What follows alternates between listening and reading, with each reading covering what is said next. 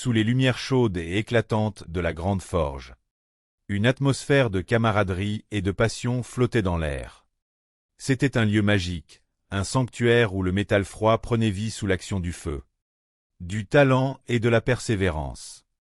4 artisans passionnés se tenaient là, le cœur battant de joie et d'excitation. Prêts à transformer des blocs d'acier en véritables œuvres d'art.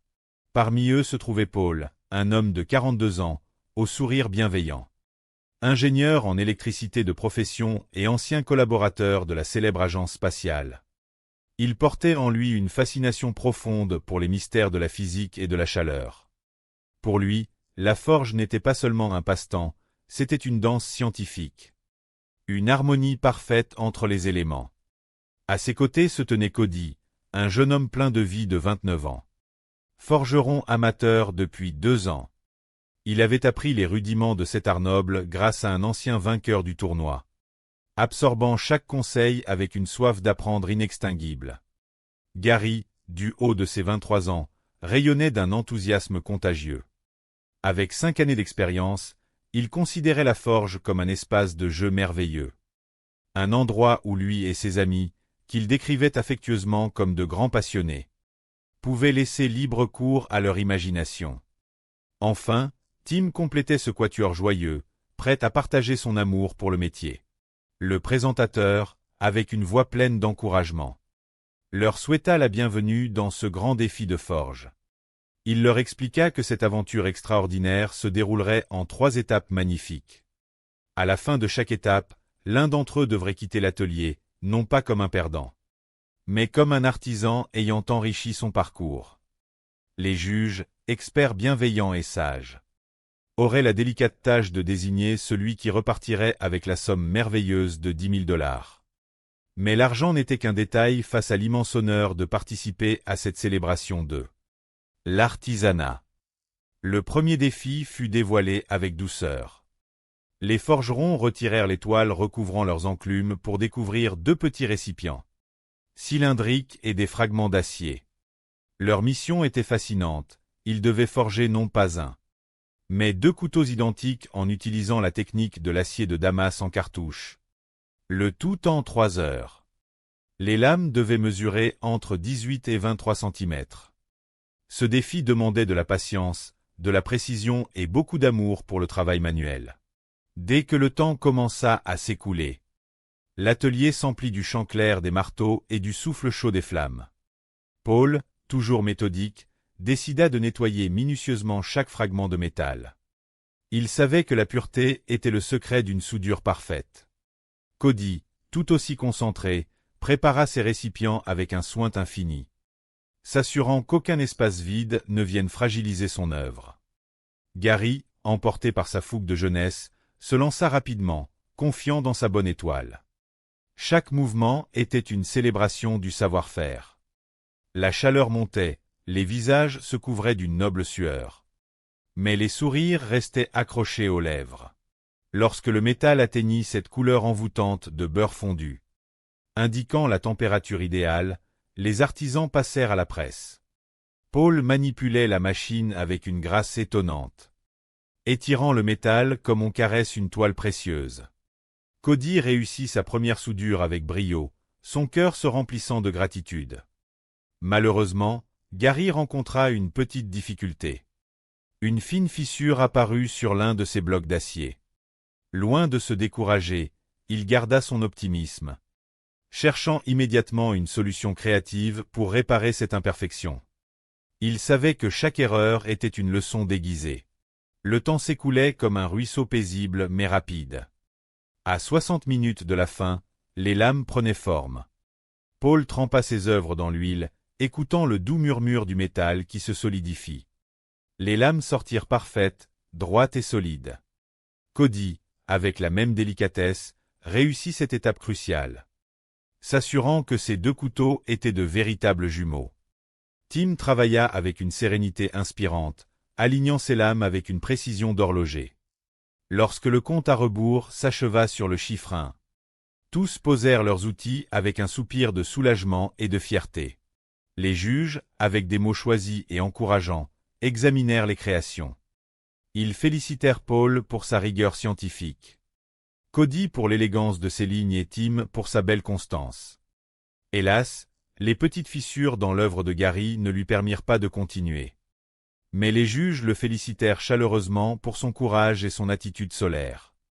Gary quitta l'atelier le sourire aux lèvres, fier de ce qu'il avait accompli et heureux des nouvelles amitiés forgées. La deuxième étape attendait les 3 artisans restants. Ils disposaient de 2 heures pour doter leurs lames jumelles de garde et de manches confortables, transformant ainsi de simples morceaux de métal en outils parfaitement fonctionnels. Cody opta pour des éléments en laiton éclatant, travaillant avec une joie évidente.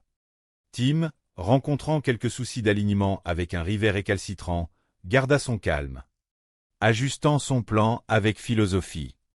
Paul, fidèle à son habileté, assembla ses manches avec une précision mathématique. L'atelier résonnait du bruit des meuleuses et de la poussière de bois qui dansait dans la lumière. Do-Ré.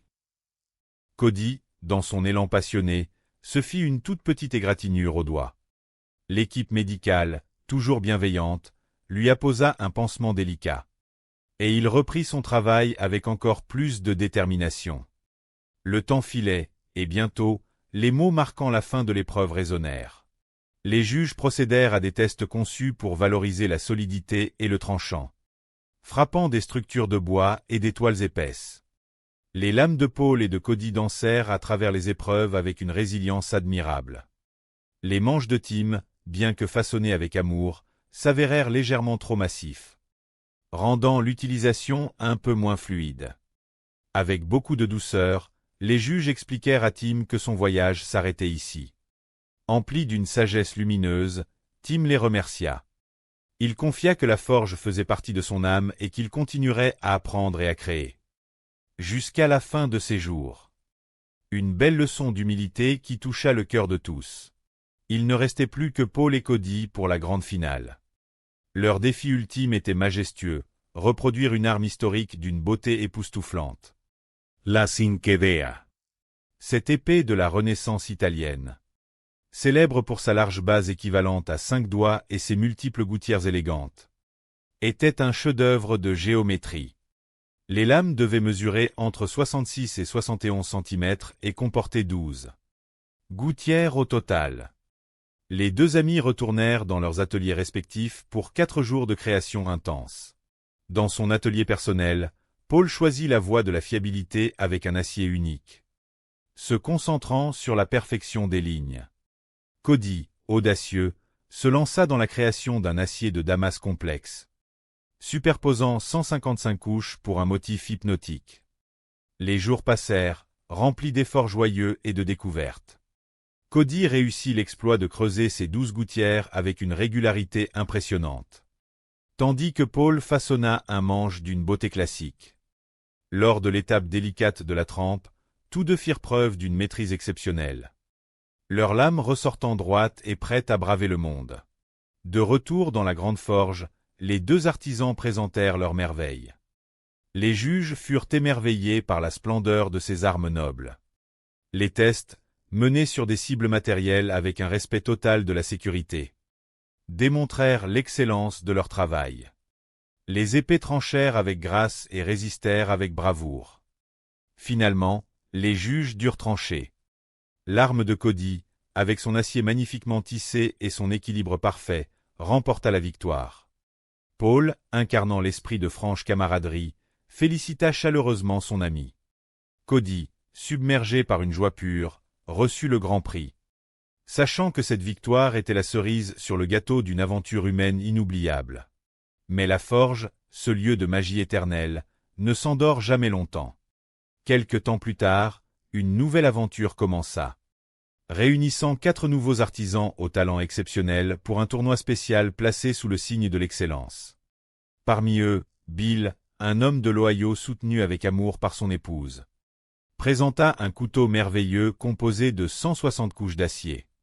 Rhys, un jeune prodige de 18 ans ayant tout appris par lui-même, apporta une lame forgée avec la fougue de sa jeunesse.